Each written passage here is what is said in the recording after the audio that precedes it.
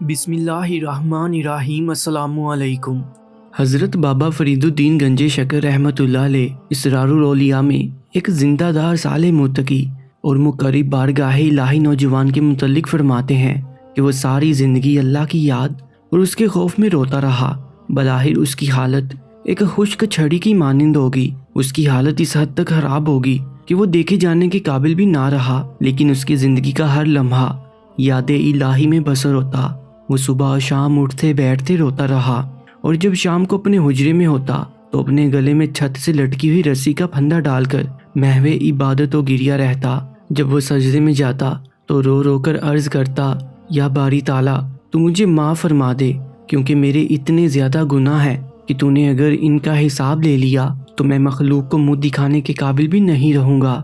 الغرض اس صحرائے حیات میں وہ ایک مجرم کی طرح دن رات تڑپتے روتے لرزتے اور کانپتے جام تلخ حیات پیتا رہا۔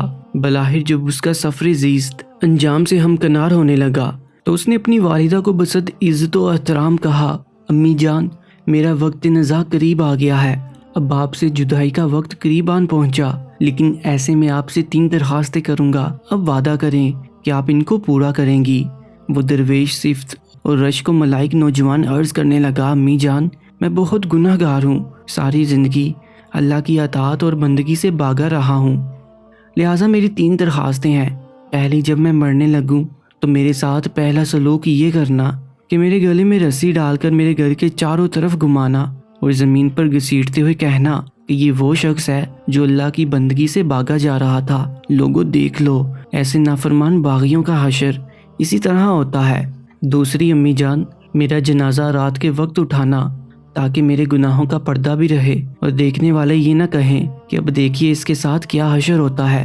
تیسری، جب لوگ مجھے قبر میں دفنا کر واپس آ جائیں تو امی جان آپ میری قبر پر کچھ دیر کے لیے ٹھہرے رہیے تاکہ منکر نکیر جب آ کر مجھے عذاب دینا چاہیں تو شاید آپ کے قدموں کی برکت اور آپ کی مامتا کے سبب مجھ سے درگزر کر دیں یا میرے عذاب میں کچھ تخفیف ہو جائے۔ چنانچہ جب اس کی روح قفس عنصری سے پرواز کر گئی تو ماں نے ایفائے عہد کے پیش نظر بادل نخواستہ اس کے گلے میں رسی ڈالنا چاہی۔ اس سے پہلے کہ وہ اس کے گلے میں رسی ڈالتی، عالم غیب سے رب غفور الرحیم کی بارگاہ سے آواز آئی، اس نوجوان کی ماں اپنے ہاتھ روک لے، خبردار جو رسی اس کے قریب لائی، کیا تمہیں معلوم نہیں یہ ہمارے دوستوں اور عاشقوں میں سے ہے، اور کیا اللہ اپنے بندوں سے ایسا برتاؤ ہوتا دیکھ سکتا ہے؟ تجھے کیا معلوم کہ اس موت نے اس نوجوان کو کتنی رفتیں عطا کر دی ہیں؟ تیرے ہاتھ بڑھانے سے قبل اس کی روح کہاں سے کہاں پہنچ چکی ہے۔ سبحان اللہ۔ پیارے دوستو، ایسے ہی ایمان فروز واقعات کے لیے Urdu story time YouTube channel کو سبسکرائب کر لیجیے گا۔ اللہ نگہبان۔